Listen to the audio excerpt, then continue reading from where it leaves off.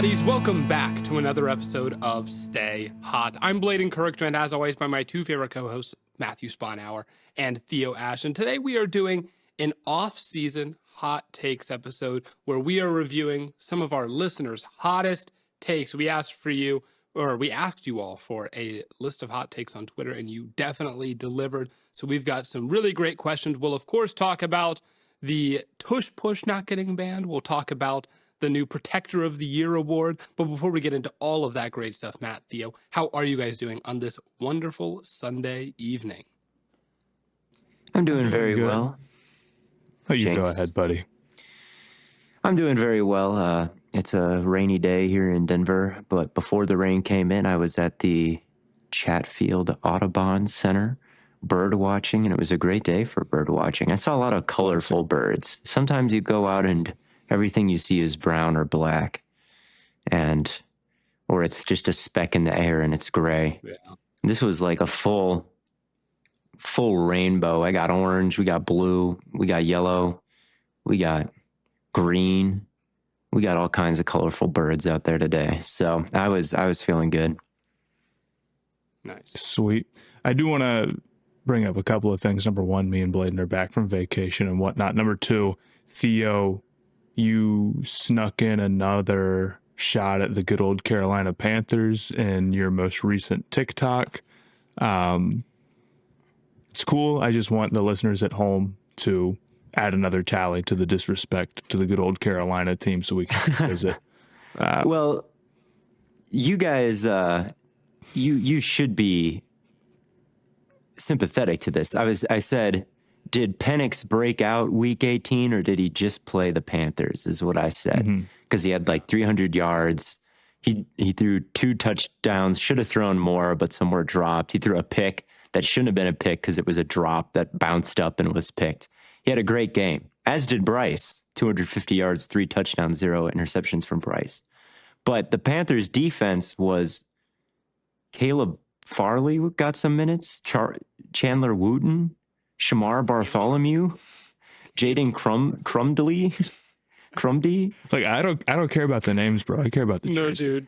dude. don't disrespect big them. 2024-2025 season is insane. So I was just wondering, did Penix really have a breakout game, or was it just feasting on, On what?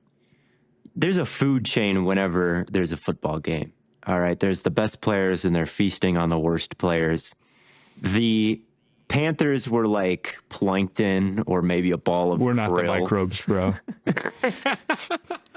I'm afraid you are. I'm going to tell you that right now. Invertebrates out there, and there's nothing but salmon on the other side. Is Michael Penix really a salmon, or is he a minnow just getting fat in a small pond? But that's what I was wondering. But it was a very entertaining game. I will say Jadeveon Clowney was going crazy in that game. He was an actual Panther going crazy. But he's not on the. Is he on the team? Dude, I honestly was. I feel like no. Am I crazy? No. The last thing I saw about Jadeveon Clowney was all the dialogue on Twitter about if he was a bust or not. And the answer is definitely no if he plays that good in year 10. Like, if he's getting serious snaps and, like, seriously winning one-on-one that late in his career, and he's been doing it the whole time, even if it's not at an elite level, you're not a bust. Like, he was by far the best player on the Panthers defense.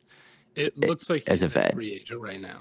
Yeah, he's a free agent right now. They should sign him back. He moved on from him. He had a great week 18. He's coming off a monster performance against Caleb McGarry. So get him. I can't say I agreed with them moving off of him, but whatever. That's okay.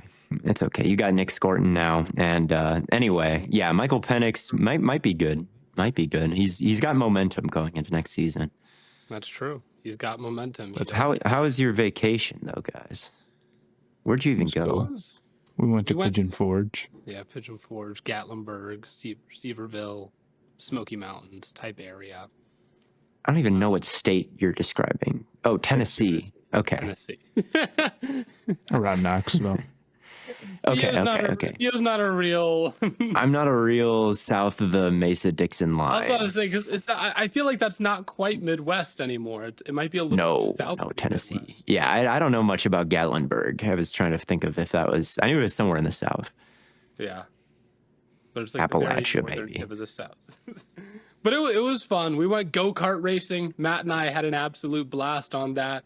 Our friends are too slow though. They need to get out of the way a little bit. But we were cooking them. I feel like that optimal line had us moving. Except apparently my engine kept spewing like smoke and soot. User error. You got that Wario kart. No, that's what they're like. You're literally playing Mario Kart out here, like hitting us with oil from your engine. Got black dust on our face. I wanted a mini golf too. I was demonic that day. You did cook in mini golf. It was a special performance all Zach around. Came close. Zach had you on the ropes a little bit, but you did come up clutch at the end. I think I led 1 through 18. You did. It was very special. Wire to wire. Except Zach was the only one to get hole 6 the first try. It was a cheat hole. I think we're the only. It was glitched. I think we're the only podcast who regularly brings up some random guy's name who has nothing to do with that is true whatsoever, and expects people to know who the hell we're talking about. You guys don't know Zach Parsons? Anyway, we got a lot of football to get through. Do you guys want to just get into that? Yeah, let's do it. Man, let's do it. And I think we have to start with the thing that we are going to disagree on most, which is the Tushpush getting banned. Theo, you posted a video. It didn't get banned. Right, not getting banned. Did I say that it got banned? I might have misspoke there. By the skin of its teeth. By the skin of its teeth. 22 of 24. Kind of cool. Very cool. And I think it's especially cool, the Browns voted to keep it around. The Lions voted to keep it around. 2 of the best teams in the NFL right there. But Theo, you thought that it made sense to ban the Tushpush. And I would like for those that might have missed your TikTok to hear why. Yeah, I was kind of hoping it would get banned, but the more I thought about it, it just doesn't Packers seem fan, by right. the way. Packers fan, by the way. Yeah, no, 21 other teams voted with us, but whatever. I just feel like shoving people into the line of scrimmage, like lining one behind the other and shoving, is against the spirit of the game. I think that it's a little bit of a cheap way to advance the ball. And I understand that normal QB sneaks work the same way, and it's fine, but they banned it on the defensive side. People used to line up 2 guys right behind each other and push on field goal blocks. And then the NFL said, like, no, that's too dangerous. You can't do that. Like, line up like normal and try to win. But when the offense does it, it doesn't get banned. And I just feel like it's not really a safety concern yet. Like, there haven't been a ton of major injuries. But we saw an instance where Chris Jones lined up, like, sideways across the whole line to try to stop it. And then, like, every square inch of his body got pulverized by, like, 4 offensive linemen diving, submarining into him, and then he got hurt in the Super Bowl that way. And that's kind of where my concern really comes, is it's such an unstoppable play that will teams start to do riskier and riskier maneuvering to try to stop it? Are teams going to start to try to headhunt Hurts to stop him from just diving in or something like that? But at the real crux of it is, it just doesn't quite feel like pushing your own guy into the end zone. It doesn't feel right to me. It feels like you should advance the ball yourself. Feels right to me. I don't know. I kind of see where you're coming from, but at the same time, I think the argument here is that it's an injury risk. And if it is for the defensive side of the ball to do it, it seems logical that the offensive side of the ball, like, it would be true for that as well. But I think my stance is, while that makes sense in theory, like, you have to show your work. You can't just be like, well, this seems like it's going to be a bigger injury risk and we don't have any data to back up that this is bad, but we're going to ban it anyway, because I think the NFL should hope to ban as few things as possible, and take out as little physicality as it possibly can from the game.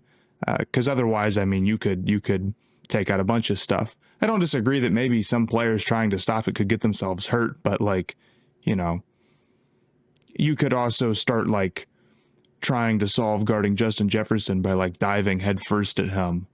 That doesn't mean that he needs to be suspended for 4 games, although that's a ridiculous example. I mean, but you know what I mean.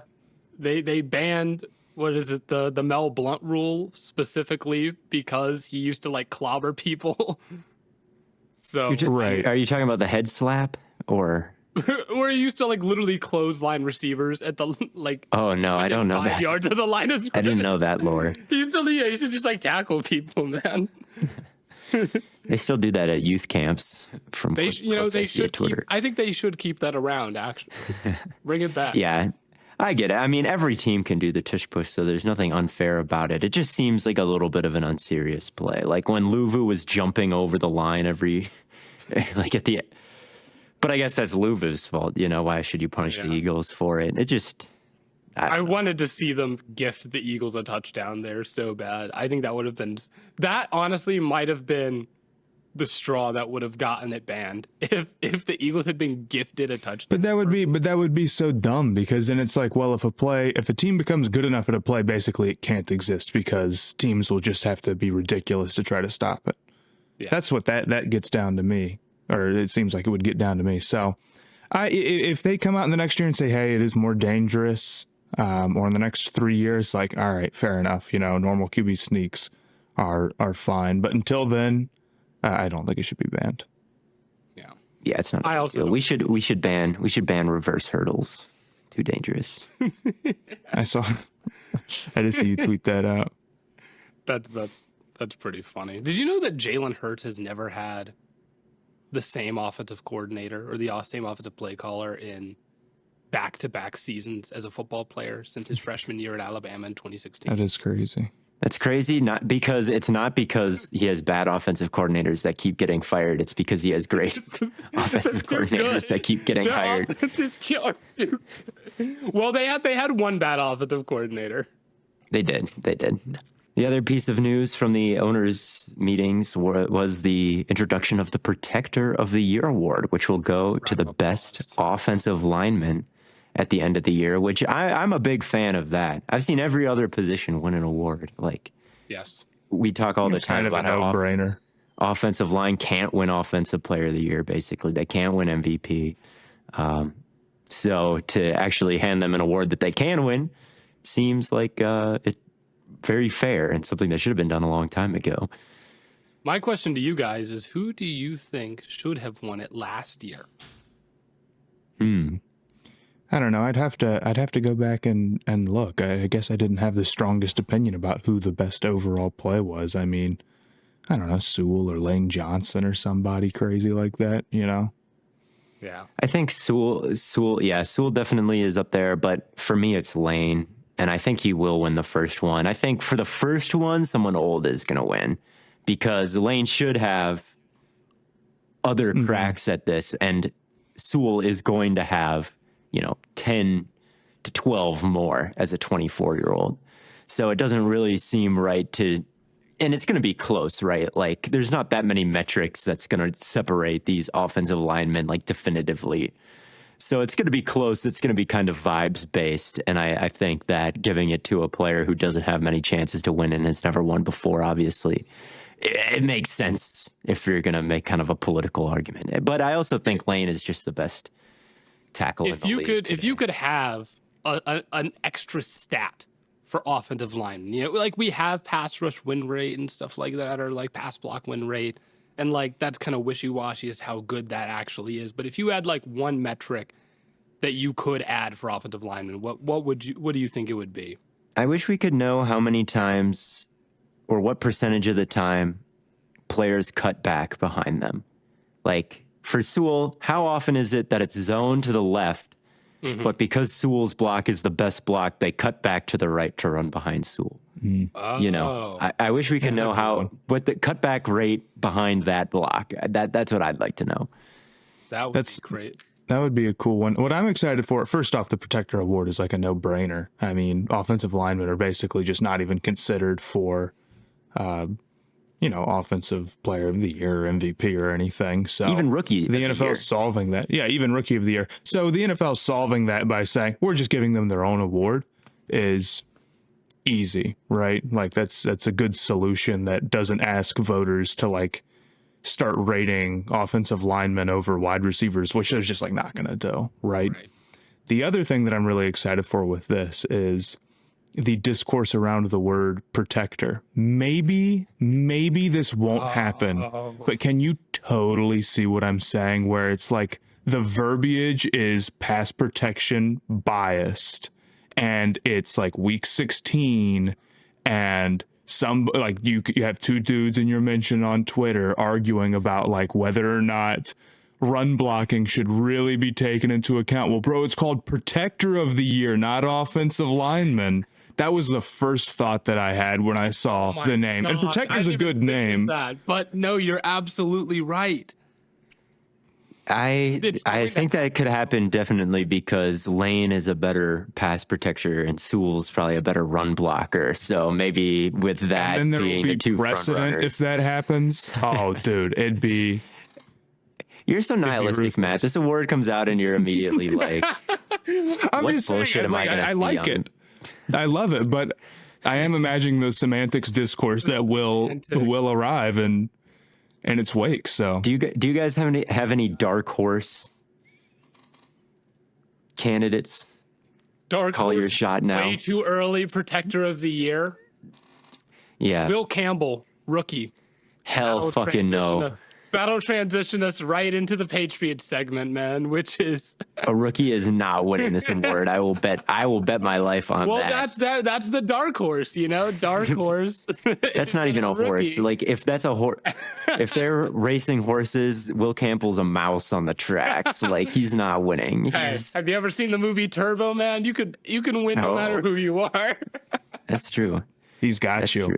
I do agree that there's so much like. I don't know what the word I'm looking for is. You really need to establish yourself as an offensive lineman. Like typically, like if a receiver goes and has a crazy year, everyone can be like, okay, this receiver's having a crazy year. I think with offensive linemen, it takes a little bit more time to rev up the support you need to win an award like this. I guess we'll see. I guess we don't know. I'm saying, when week 10 rolls around, I'm going to bring back the clip from his post round. He's like, I'm going to fight and die to protect the guys behind me with tears in his eyes. I'm going to post that clip again, and we'll re-garner the Protector of the Year hype for him. It's true that he has more support already than the average. It's true. He's got hype. He's got a player. Okay. He's but they're not giving the first season of the award. They're not giving it to a rookie. They're giving it to a vet. Like I feel so strongly about that. Like he would have, if he's that good as a rookie, he'll have 20 more chances. We could give it to Joel Bitonio. He almost retired. I saw someone say they should name the award after Joe Thomas. Which did you?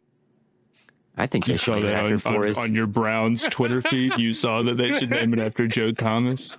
I saw someone say they should name it after Jordan Gross. Yeah, they should name it after Forrest Gregg for real. But I don't know. My dark horse is probably Ragnow, the other Lions star. Yeah. That's not a bad one. No, not at all. But anyway. If you want to actually transition into the Patriots segment, that was what my Will Campbell mention was really supposed to do, was catapult us into our first question. Sorry. We had two kind of counterpoints made in our hot takes question on Twitter. Someone said, his name is A. Shaw, said the Patriots will finish with a winning record. And another person said that the Patriots will again finish as a bottom 5 team in the NFL. That is from Hudson. And I think it's very funny to kind of have these like opposing, like, oh, they'll be maybe a top 10 team. Oh, they'll be a bottom 5 team. I wonder if we kind of polarize it in that way, which side of the spectrum do you guys fall on? What do you think is more likely to happen with this Patriots team? I think it's more likely that they make the playoffs and they finish as a bottom 5 team. I like New England a decent amount. And I do think it's a little hasty to say that they're going to make the playoffs because I have some serious questions about them, right? The offensive line, is it going to be good? I feel like I really don't know if that's going to be the case. The receivers, I like Kyle Williams. Stephon Diggs is a name, and he could come back good off that ACL, or he could come back and be pretty washed, and they could have serious, like, weapons issues. I know they got Travion Henderson, but I feel like that doesn't make it a guarantee that the run game's going to be good. And I don't know, their front seven, particularly their edge rushing talent, like I'm still raising my eyebrow at. But ultimately, I do think they have a good head coach. And I do think they have a good quarterback. I believe in Drake May. I think the receiver room and their offensive line is going to be upgraded. They might not be great, but will they be a step in the right direction? I kind of feel like the answer is yes. I think there's real room for growth there. And I think their secondary looks pretty strong. So there's some good parts of this team. And they get the Jets, who are in a transition year twice. They get Miami, who I'm really low on, twice. I don't know what the overall strength of their schedule is, but I think that there's maybe enough to keep them from being bottom five, which would be, I mean, a pretty big disaster season. I'll say this as well. The Patriots odds for the playoffs on FanDuel, I just went and looked, is plus 152. Now, sportsbooks love the Patriots. They have them at like their win total at like 7.5. I've seen 8.5, I think, before, which is a little rich for me. I'm not that confident in them. I think that roster is probably still like a year away, unless like everything goes right and they just nailed every move, which is tough to expect. But I mean, that's higher than like the Bears, who I think have a pretty good roster and got a pretty good coach, or the Jaguars, who I think could have some real juice and have a quarterback who I believe can take another step. So I think I'm not saying that they're going to make the playoffs. I'm saying I'm taking playoffs over bottom five, unless there's, of course, like a May injury, but you know. Yeah, I do think their division is a little bit more favorable than you'd think. I think about the East. Yeah, that's true. The only real competition is like Buffalo, right? Mm-hmm. Like you said, the Jets aren't really that scary. The Miami's not that scary. We're not very high on them. But like I can see where it's like if there were a team, and I've been thinking about this, that would go from worst to first, the obvious pick, I think, is either the Raiders or the Patriots. And the Raiders have a very tough division. The Patriots, it's like they really only have to contend with Buffalo. Now, Buffalo's a top dog to take down, but like if anyone were to really make that jump this year, I feel like New England is in a pretty decent spot. So yeah, I mean, to be a bottom five team, at least last year, it meant 4 wins or less. Yes. And the Patriots were at that point, obviously, but with a full year of Drake May and tons of additions. I mean, they were some of the biggest spenders of all of free agency. They should move out from one win more and probably move out of that range. 2 wins more, 3 wins more. However, the sports books being as high on them as they are, I can't quite get down with. It's a lot. It's a lot. And maybe that is a reaction to like Patriots fans being really high on them more than that happens with some of the bigger teams, bigger markets, like Chicago. Sorry, Bears fans, but your team in the sports books gets the unders probably have cashed every year for the last 10 years. Patriots maybe the same way, but like their highest paid player. I saw someone who was like, "What if you just bet the under on Bears, or you bet against the Bears every game for like a decade instead of just like the average, instead of getting a Roth IRA." No, not compared to a Roth IRA.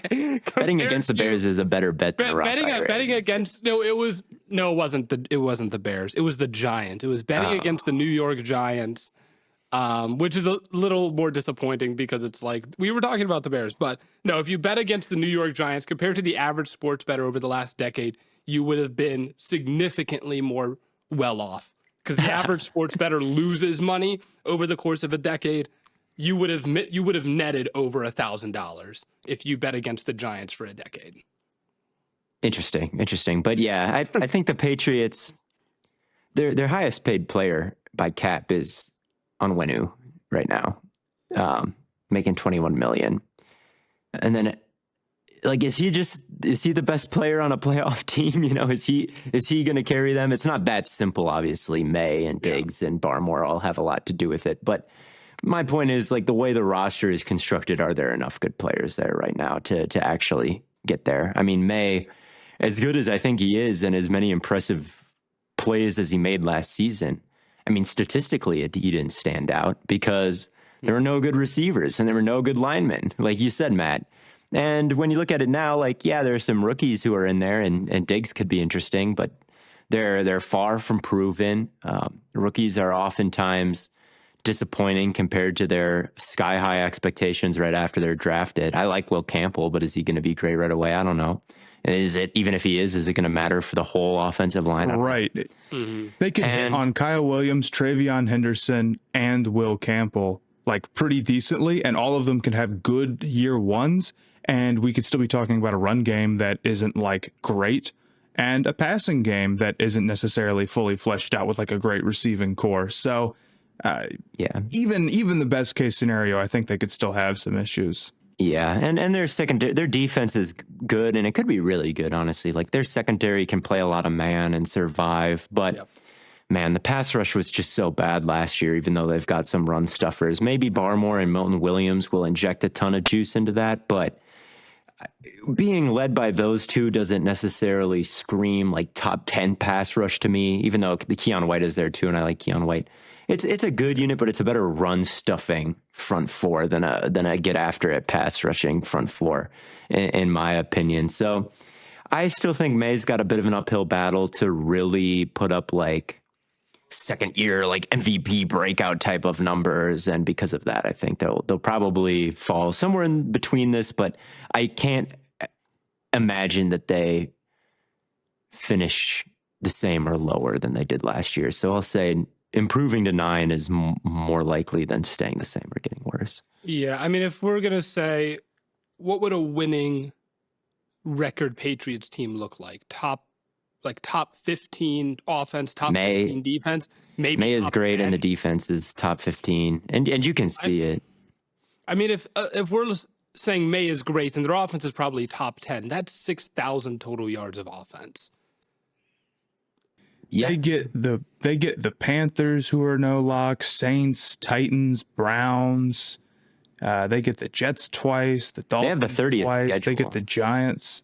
They've got, look, and I'm not sitting here saying that like all of those teams are necessarily worse than the Patriots, and in fact, all of those teams are saying, bro, we get the Patriots. Yeah, every bad. It's how it goes every offseason, right? But they certainly have a weak enough schedule so where they could be a team that's like headed in the right direction and maybe overachieves a little bit and kind of like wins some close games and then upgrades the next offseason and then kind of stays put because their schedule becomes tougher or something like that. Like, I guess that's the path I'm imagining in my head, where they're better, but then maybe a weak schedule kind of overestimates them a little bit. Yeah. I think they'll be pretty good. I think them and the Raiders are the two teams that I would be aiming for a worst to first finish. And speaking of the Raiders, this next question comes from Max Perdon asking or saying that Geno Smith will get MVP votes this year, which is more than you could say for Russell Wilson in his career. Theo, Matt, do you think it will happen? Will our glorious King Geno Smith come through?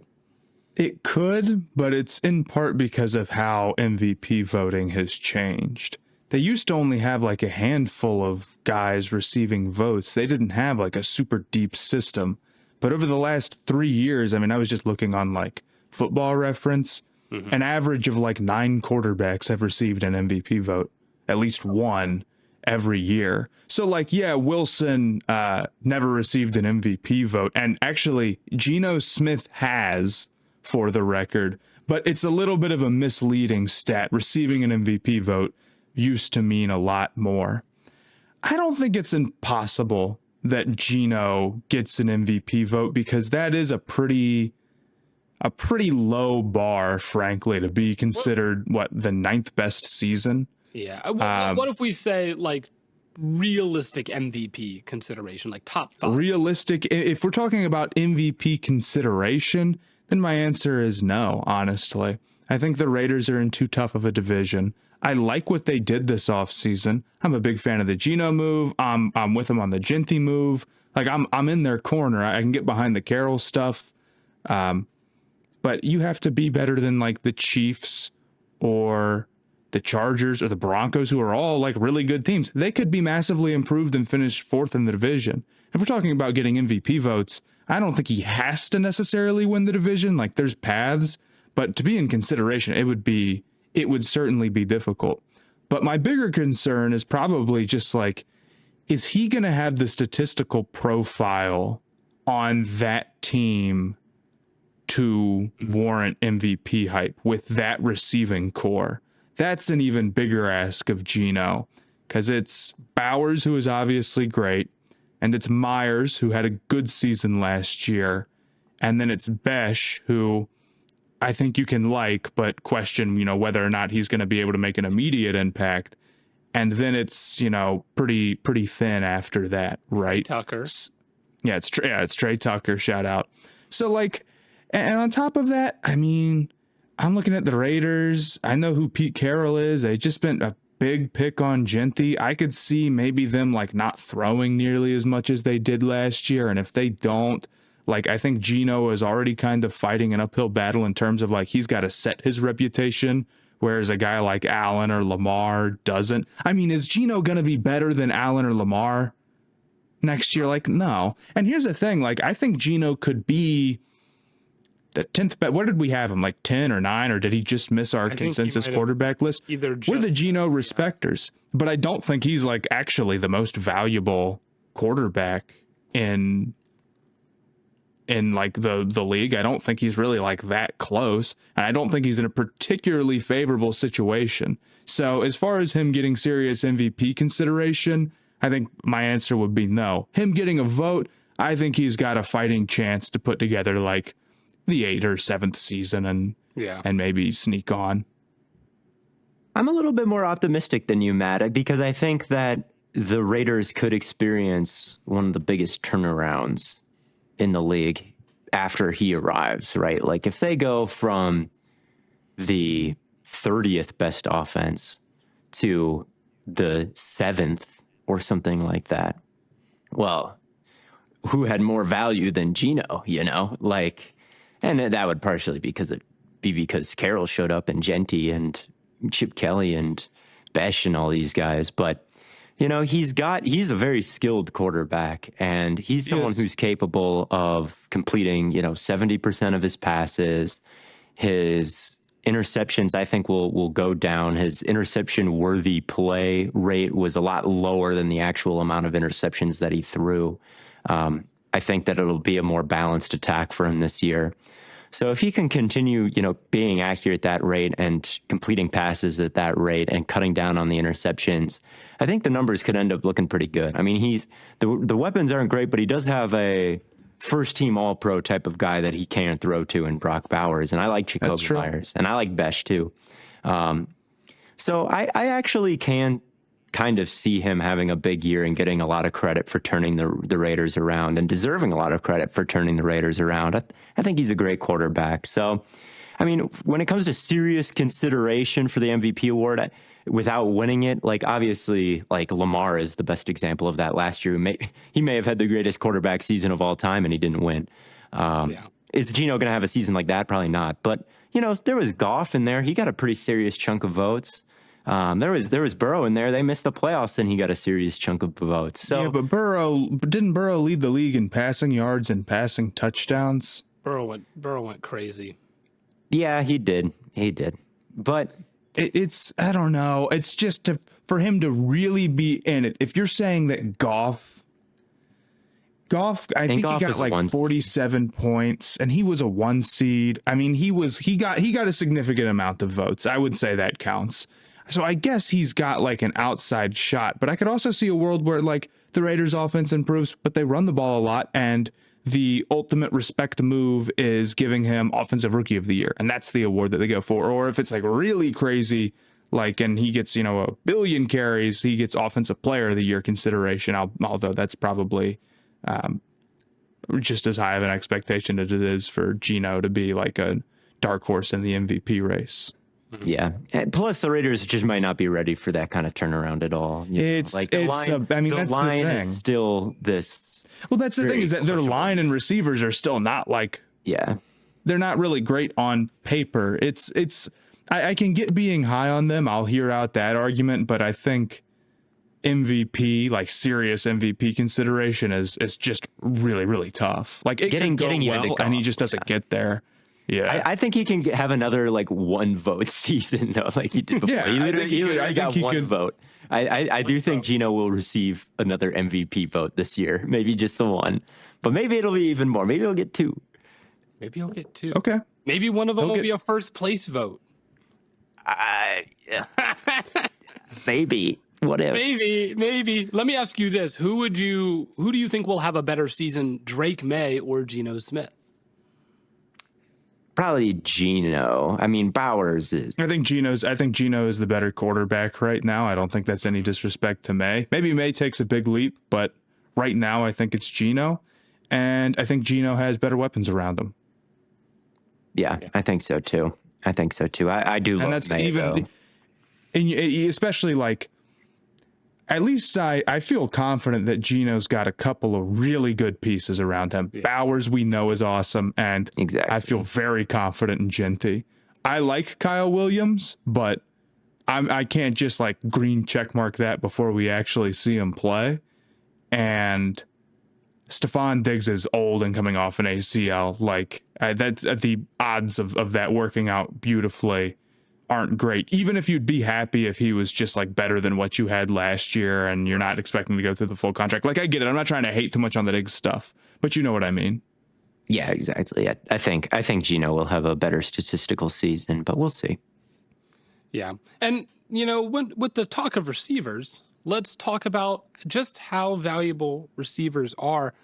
Someone asking Commanders hater, for some reason that's his name, says, with how good receivers are getting, will we ever see a wide receiver MVP in our lifetime? And by the way, at the time when this episode comes out, the wide receiver ranking quiz will be live on my website. So if you want to take that. Boom. I'm excited for you to get those up. Shout out BlaidenKirk.com. My answer is no, we will Blaiden.com. not. Blaiden.com. My fault. Blaiden.com.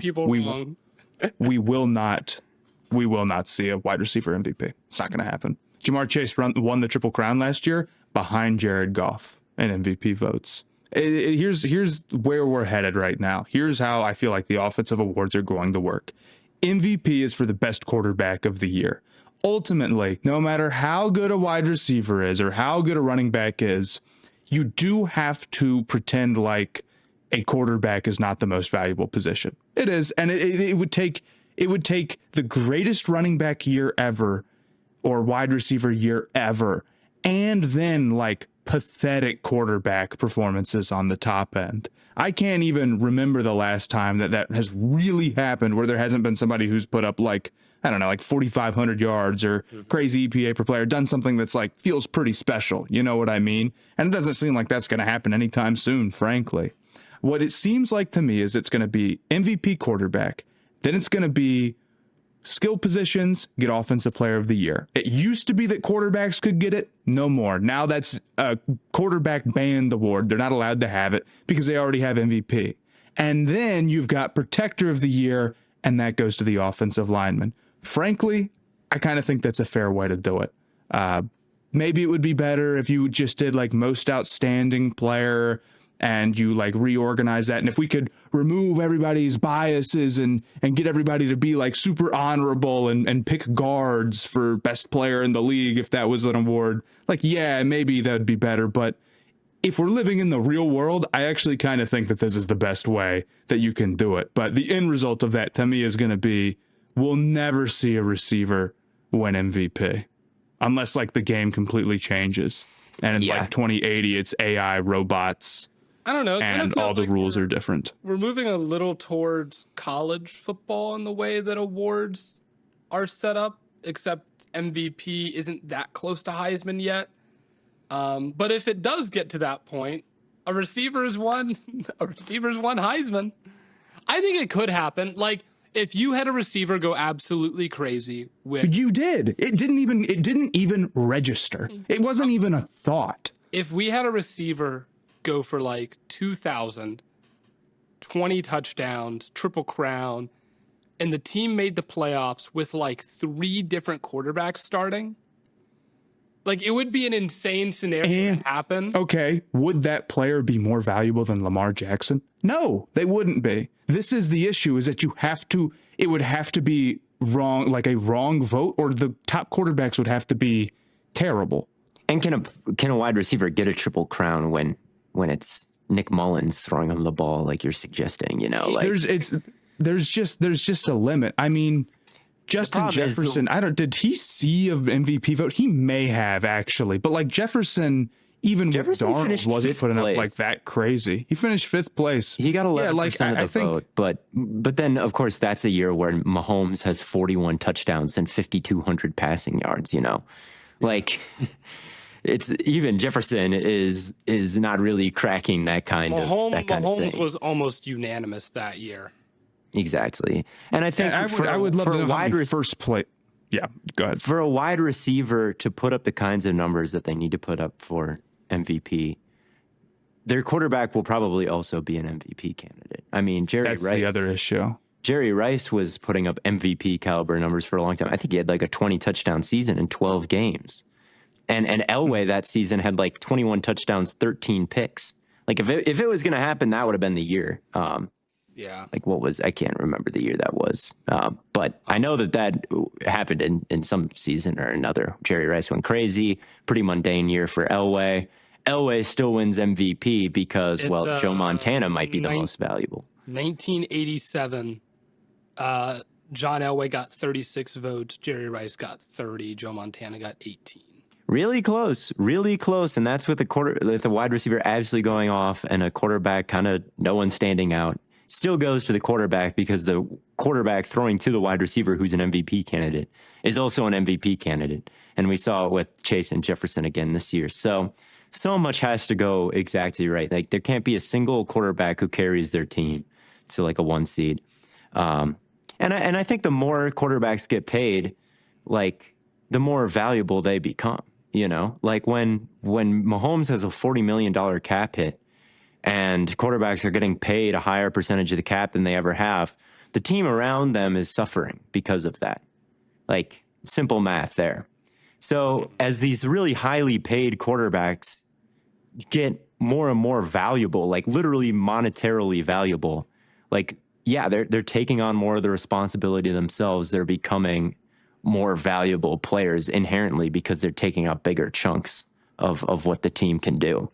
So I think MVP is a quarterback just because of that alone, and obviously the good ones touch the ball every play and can change the plays around and have so much control over what happens.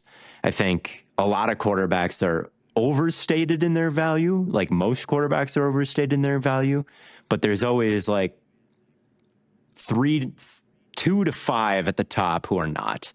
And for a wide receiver to be more valuable than the legit, you know, tier 1 guys, I just don't know if there's ever been a point in NFL history that's true. I've been thinking about your take, Theo, on the whole, like, all quarterbacks are overpaid. Except for Mahomes, Allen, and Lamar. Except for like, and maybe just guys. Mahomes. Except for the guys. I think my stance on it is if you don't trust your quarterback to be at the line of scrimmage, to change the play, alter the play, alter the route combinations, alter the blocking assignments in the run game, change up his own protections. If you don't trust him to make every single call at the line of scrimmage, you should not be paying him like superstar money. Oh, yeah, I think that's fair. If you're just an extension of the play caller without much because freedom. not everyone solve gets problems that, yourself. Not everyone gets that kind of freedom and control in the offense. It's like you say, that the very top guys, Mahomes, Lamar, Allen, they definitely have that level of responsibility. Joe Burrow and Herbert definitely are going to have that level of responsibility. We know Jalen Hurts has that level of responsibility. But, like, Jaden Daniels right now does not. Like, we know that, right? Actually, not he had more by the end. He had more by the end, but, like, every single rookie is not going to have, like, that level of responsibility. Yeah, you got to be changing the protections. You got to be a field general. You've got to be, getting everybody right. And you've just got to be athletic enough to mitigate when people leave. Like if you're getting paid a huge percentage of the cap and your starter level guard has to walk now because you can't afford him, you better be able to make the new guard, who's terrible, look okay some way or another, whether you make guys miss like Lamar and Allen and Mahomes, the three guys who are worth it, or you get the ball out really quickly, like, Joe Burrow a lot of the time. Or you just set him up pre-snap to be right. Like you set him up pre-snap. There's just you've got to be able to do something where you can cook with a lower level of team around you, because that's one for one what you're going to have to do. If you're a quarterback and you take on a bunch of money, you're saying I can handle more responsibility. So I don't know if Brock Purdy has that responsibility, and so that's kind of where I was thinking. I was like, does Brock Purdy, is he just kind of an extension of Shanahan, or is he really taking over the offense? I mean, they've paid him now. There are points in his cap where he's now going to be a $50, $60, $70 million hit as it's written out right now. This year won't. This year it won't be. The first 3 years it won't be, and then it's slated to be that the back end, the last 3 years. Of course, they'll break that up and they'll restructure and they'll push the money into the future. They'll extend again. So the cap will go down, but you're still pushing like more and more dead money. Like, well, instead of paying one player 70, we're paying nobody 30. Right? It's not always the money. It's just you are tying your future to this guy for a long time. Yeah. So I don't think Purdy is worth it because, of the pre-snap stuff. I don't know if he's got. I guess I'm no expert on that. There's better analysts out there who know that. I actually don't know if he's. So yeah. It's just like. But what I do know is that he can't. I do know that he doesn't have the arm to create explosive plays without the yak.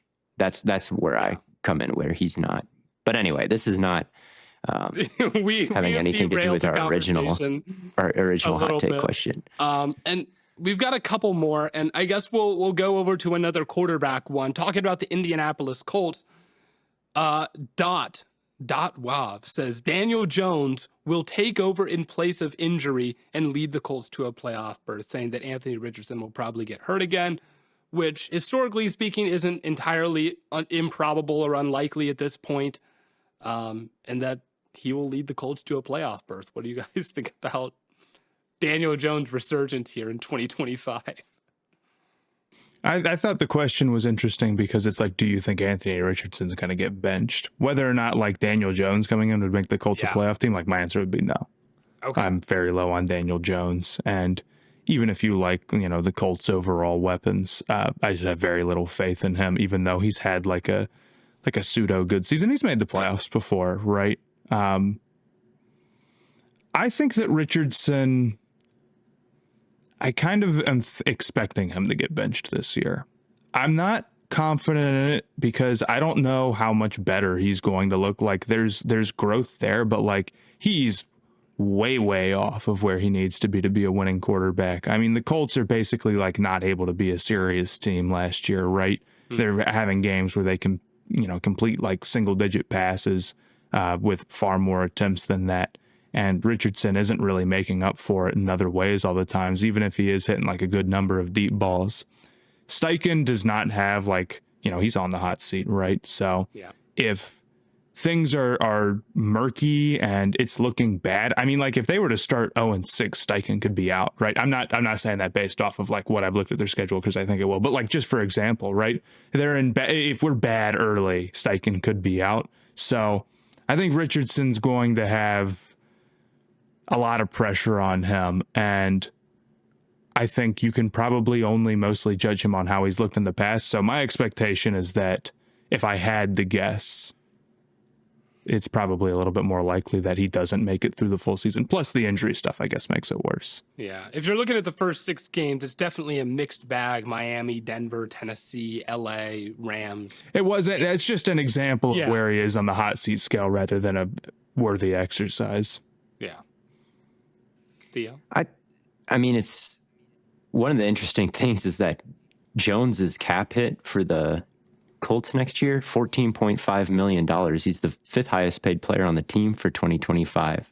He's higher paid than Anthony Richardson. I mean, he might start. The talk now is even, like that he's going to be the week 1 starter. Maybe that's what we should have started off with. I thought $14 million for Jones was a lot. But I'll just say this, if he starts, I don't think he's going to lead them to the playoffs. I wouldn't pick them to go. I kind of like this hot take because I do kind of like how the Colts are constructed outside of their quarterback situation right now. I like Jonathan Taylor. I like Josh Downs. I like Quentin Nelson. I like the fact that they don't have a really highly paid quarterback right now. And instead, the guys at the top of the table are DeForest Buckner and, the offensive players I just named and Grover Stewart and, Kenny Moore and Charvarius Ward, like with Lou Anarumo entering the building, like it does feel like they've got some actual star players at positions that aren't quarterback.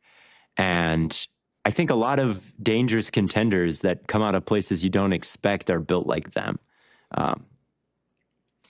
But I don't think it'll be Daniel Jones. I think it'll be Richardson. If they're going to be dangerous and they're going to come out of nowhere, it's going to have to be Richardson because Daniel Jones is terrible. So Daniel Jones and has no potential to get better. At least Anthony Richardson has potential to get better, and I still believe in it. I mean, he's played a season's worth of games at this point in his career. Jones has played 6 years. 6 years, and Richardson in those 6 games. Or in that season's worth of games, he's 8-7 as a starter. And last year in the games that he started, the median points scored was 21. So like, I feel like even though he's so inconsistent, there are enough explosives and clearly enough rushing where it's like, well, it's not like, Deshaun Kaiser level bad where the offense isn't even scoring any points and they're going 0-16, right?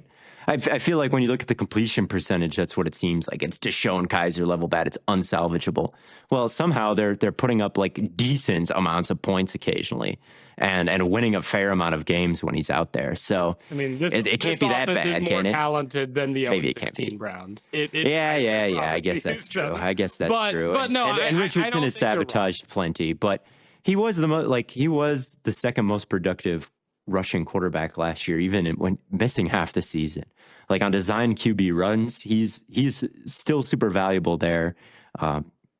Very valuable throwing downfield, I think. Still hits there at a decent rate. It's all the underneath stuff that he can never get right. So if he, I mean, it's brutal. I see what you're saying. I mean, I think regardless, they're going to have a shot at being like sneaky. We're the 7th seed, and we just don't have the quarterback playoff team. But I don't think I'm quite there with them. We'll see when we get to the division rankings, I guess. Yeah, hilarious. I'm not super high on Jones. Hilarious voting, Matt. You mentioned that a ton of guys get one MVP vote. It's even worse for comeback player of the year. Anthony Richardson finished 25th place last year. You're really gonna count out a 25th place? 25th place. That would comeback player of the year. That would make a great Nerd Says question. Who are all the players who got comeback player of the year votes last season? That's a great. Yeah, that is a good one. Oh my God. Jack Conklin tied with him. Marlon Humphrey tied with him in 25th place, even though Humphrey did start 10 games last year. At this point, I don't even know what the players are coming back from at the bottom of that. This is weird. Yeah, it's 27 people got votes for this. Yeah, Tony Jefferson finished like pretty high. Anyway, shout out to him. But I think I can. Whoever this guy is saying that Daniel Jones is going to lead the Colts to the playoffs, I don't think you're completely barking up the wrong tree, but I don't think it's going to happen. And you should pivot to Anthony Richardson. Pivot to Anthony. I mean, I agree with you. I think if anyone's going to do it, it is going to be Richardson. I saw that. And they play in such a dog shit division. Like, if there's any division that they can win, it's this one. Like, do I truly believe the Colts are going to be like a good team next year? No. But do I believe that they can win the AFC South? I kind of do, because there's no offensive line in Houston. And the Jaguars are cool and they're looking better, definitely, but they're also the Jaguars. And then the Titans are probably going to be worse than them. Like, it's a very attainable goal to win this division. I mean, they weren't that far off from doing it last year, were they? I mean, the Texans probably won, 9 games and they won 8? Maybe it was 10-8. So. Yeah, I think the Texans won 10. They were a couple games back. Yeah, that's a good point. Could happen. Anything is possible, man. But let's get into our last hot take question here from dude. I don't even know how. This is just a bunch of emojis for the name. It's the ninja emoji, JB the 9 emoji, VW the 1 emoji, and then the diamond emoji. What are we talking about? What is your name? Anyway, Godfrey Big Guy, catch a vibe. I guess, dude. It's the same thing with the. It's like, dude, this kid is probably 13 years old. Do you think he can read? We have a literary crisis. This guy does not know anything but emojis. That's true. But what is his hot take? His hot take is that Bryce Young is a good QB, but slightly overrated at this point because the narrative is fun. Now, there's some other stuff in here that we can talk about as well, but let's start there.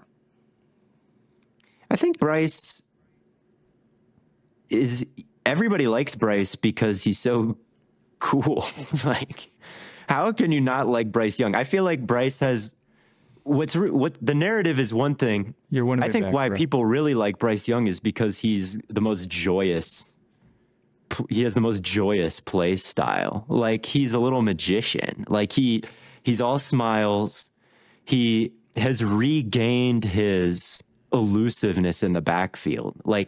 He's hard to catch again if you're a defensive lineman. He's starting and stopping on a dime. He can roll into pressure off a boot, and he can either run by the guy or stop and throw real quick.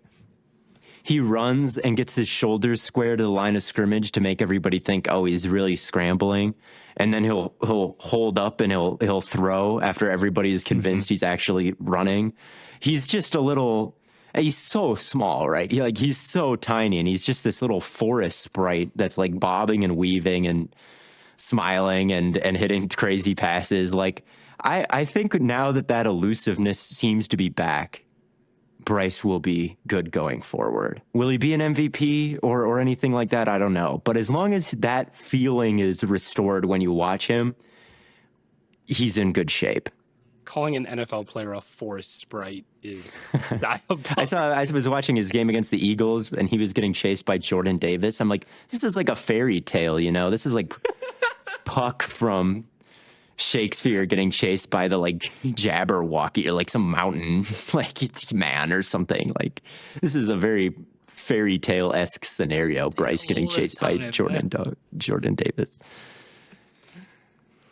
I'm going to take your generally optimistic take and revoke my previous anti-Panthers issues that I have with you. I think that if you feel like Bryce is good, then you don't think he's overrated. I just don't think Bryce is that highly rated yet. I mean, where does the average fan have him among quarterbacks? Probably not that high. Now, if you're in Panthers circles and you think they're automatically assuming that he's going to take a major leap and things look good, but we've seen things change on a dime. So you want to see it before we just assume he's getting I don't know, go throw for 4,000 plus yards. That's fair. because like a fan base is only going to have too high of expectations. But yeah, I thought that he did look better when he came back. I agree about the elusiveness, and I think even for a little guy like he can layer throws over the middle in a way that a lot of other short dudes can't, and that kind of like unlocks more of the field for him than I don't know, maybe a Kyler Murray who doesn't throw over the middle nearly as much, or a Jalen Hurts who can sometimes struggle to do that as much. Now, the issue with Bryce, when it comes to let's say everything works out and he continues to play well, is how good can you be with his arm strength? Because it is among the worst of starters. I mean, it's really, really light. I think the more accurate he becomes and the more he can create in spite of his size, the higher he could move. I agree. Maybe that means he'll never be an MVP, but I actually do think that he's going to take a step next year. I feel like the receivers are going to be better, and I think he could easily pick up where he left off. And if he does, he could actually have a really, really good season. So I don't think he's overrated. I have a lot of hope for him. I think he's going to be good. With the with less arm strength, we see Jalen Hurts has one of the best sideline go balls, and he doesn't have the craziest arm strength in the world. Joe Burrow, obviously, kind of the same thing. I think it's just you have to be able to, like you say, have that precision. You have to really get that accuracy down, put things in the right spot. And then, Theo, like you say, he's got the creation stuff back. And if you're able to throw from different areas on the field, well, then you don't need to throw everything from the same spot. You don't need to have the same arm strength to hit every single throw. You can, get yourself almost a little bit closer to certain throws by exactly off of your spot. So I think he'll be fine. I don't think he's overrated either. I would probably still put Drake May above him right now, but I think it's probably close. They're probably in a similar tier for me. Yeah, I think May's future is maybe a little bit more rosy, but but I don't think Bryce is overrated right now. I think most people want to see it another year. I mean, he was so terrible for so long at the beginning of his career, and he kind of started coming along towards the end, but the Panthers are horrible, right? Who's watching? He's still got more bad tape than good, but he's still got more bad tape than good, and the good tape, who is actually paying attention, they're the Panthers in the back half of 2024. Some of us film nerds tune in because we hear that Bryce Young is doing good. But for the average person, they need to see Bryce Young start good and end good. Theo, I don't think, so I don't think the average person is overrating Bryce Young. I don't think the average person has even seen a Bryce Young game, maybe ever, unless their team plays him. So. Yeah, I don't think he's overrated. I think that he deserves the hype that he gets of I think he's going to actually make it. I think bro is going to make it. I do think that he's going to make it. He's going to make it. Well, if we have a little bit of time left, this guy's name is Steelers 17-0. So we know that he doesn't know ball. He's not cooking at all. Giants. Browns fan, by the way. Giants will finish ahead of the Cowboys. What do you think, Blaiden? Matt, I'm sure you were cooking, but you were muted. But I don't know, man. It's so hard to look at a team with a quarterback situation that is so comical, I guess is the way to put it, with Russell Wilson, Jameis Winston, and Jackson Dart, and be yeah, this is a team that's going to be really, really good. The Cowboys, I think, could be a little bit underrated at this point. I hate to be the Cowboys truther, but they still have Dak Prescott. They still have CeeDee Lamb. And that, I think, alone is going to be able to make the offense, as long as those guys are healthy, the offense will probably be pretty good. The main concern, really, I feel is the defense, right? I mean, they added George Pickens also on offense as well to take a little bit of pressure off of Lamb. I feel the main concern is just well, can they stop the run? They bring in Eziraku, who I think is a pretty solid run defender off the edge. And I think the main thing that you're going to hope you can get with their defense is just the turnovers back in the passing game again, right? I mean, if Bland and Diggs and their slew of safeties can start to be really, really locked down and force some big mistakes in the passing game, then it'll kind of negate the issues of the run defense a little bit. I don't think they're going to be crazy, but I think they can be better than the Giants right now. I don't know. I maybe I'm too low on the Giants, but I don't know if I think they're better than Dallas right now. Yeah, I mean, Dak usually leads pretty good offenses. In 2016, they were third in DVOA. In 2019, they were sixth. In 2021, they were first. In 2022, they were seventh. In 2023, they were fourth. So with Pickens in the fold, like there's a real chance that we snubbed them from like the top 10 offenses list. Like it just seems to go that way for the Cowboys a lot of the times. Well, their run game is going to be bad, so their run game is going to be bad for leaving them out of the top 10. But no, and I don't know. They were good in the past, their offense, but they were 24th last year. But right. You know who got hurt? CD ended the year on IR. Exactly. Dak ended the year on IR. The highest paid player who didn't end the year on IR was Brandon Cooks for the Cowboys last year.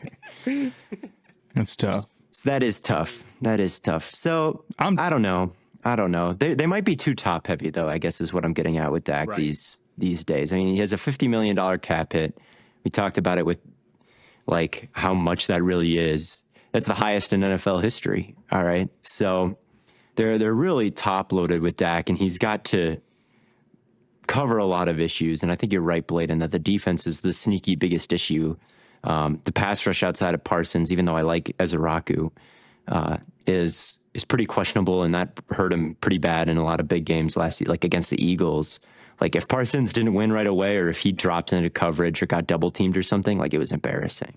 Right. Like you're going to need the pass rush to be real. Like it doesn't need to be like insane, but like they lean on their coverage so heavily. And I don't know. You need the pass rush to get there a little bit more. You need the run defense to be a little bit better. But I don't know if those are things where I'm like, yeah, the Giants are going to be better than the men. Yeah. So. Yeah, I'd pretty easily take the Cowboys on paper. I mean, Dayball's cooked up before. I think Wilson is an upgraded quarterback, and Dart maybe could come in and even, you know, have maybe a sort of underrated rookie season type of, you know, he rushes a lot and they hit some easy button stuff for him, right? And they've got neighbors, like they've got some top end talent of their own, and the pass rush could be pretty cool with Lawrence and Carter and Burns, but I think having an established quarterback and two really great weapons gives their pass game like a pretty solid floor, assuming they're all playing, and I think that's super important. I mean, I'm not feeling great about the Giants defense going in. If we're talking about like them as an all-around unit rather than maybe having one position group we think is really good, then, you know, I don't think it's like some top 10 defense or anything. And I think offensively, they still have major questions across the board. And again, it's a massive quarterback difference. You know, I went and looked at the betting odds, not to say that they're the end all be all, of course, but like the Giants are the favorite to be the worst team in the NFL next year. Right? Fair point. They are. They have the lowest win total. And I totally agree that like Dak does manage to put together solid offenses. I think having a good pass game gives you a really great floor. I'm not saying it's going to be necessarily like as good as the Bengals were last year, but you know, they had this great pass game and the run game was only okay, and their defense stunk and they won 9 games, right? Yeah. Could the Cowboys win, I don't know, like 7 and then finish with more wins than the Giants? Like, yeah. And the Giants could get 6 wins and you'd still feel good about them. That's not to say that I don't think there's a path for New York like I do, but if you're making me guess or bet on it or whatever, I'm taking the Cowboys. I think there's a path where the Giants don't actually end up being the worst team in the league. Like, I like Andrew Thomas. Oh, yeah. I like their pass rush. Honestly, I like was a little Malik surprised. Neighbors. Yeah, I think they might, in their quarterback situations, like one of those guys has got to be okay. They got so many of them. So I don't think they'll be the worst in the league, and I think they might be onto something there. And I don't think it's the Cowboys' year. I don't think that they've filled a lot of their holes that they had last year, especially on defense. So like I kind of understand where you could start to see them getting close in that way, but there's not really any edge that the Cowboys don't have on the Giants. I mean, Parsons is like a top 10 pass rush by himself, even if it is just him. And there's one really good difference-making offensive lineman in New York, Andrew Thomas. It's kind of the same thing in Dallas with Tyler Smith, but they've probably got some other guys who have a higher potential as well. And then, like they've got Neighbors, but we've got CD Lamb, and it's just hard to see where the Giants are really making up a ton of ground between the difference of Dak and Russ, like in other parts of the roster, even though Dak is making an exorbitant amount of money. Like the Giants aren't really the team to take advantage of that. Commanders, Eagles, Giants but the hardest schedule in the NFL by a wide margin. It's like it's statistically, that's why I guess one of that the explains hardest schedules in NFL history. That's awesome. Cool. I guess there's your betting odds. That's why they're ranked so low. Because I'm like, dang, are they worse than the Titans and the Browns? Like, I don't think. Hold on. The Browns they're going all in this year. They are going all in this year. My fault. They're going to trade for Chris Olave, and then they might not. Step 2. Olave, bro. I'm gonna. Step 2 and 4. But yeah, the Giants have the hardest schedule in football, and that is why they're projected to be the worst team in football. They play, obviously, Dallas twice, Philly twice, Washington twice, which like that alone makes it very difficult. They play Denver, they play Kansas City, they play San Francisco, Green Bay, Detroit. Like it's a brutal run of things. So, what are you gonna do? Well, thank you all so much for tuning in to another episode of Stay Hot. We've had a lot of fun listening to some of your hot takes. Thank you for sending those in. We'll be back to give you more of our top 10 players at different positions and give you some more rankings as we get further into this offseason. And of course, we'll get into our team preview episodes and divisional preview episodes here shortly as well. But until then, thank you all so much. And as always, from your favorite three fellas here at Stay Hot, we will catch you on the flippity flop.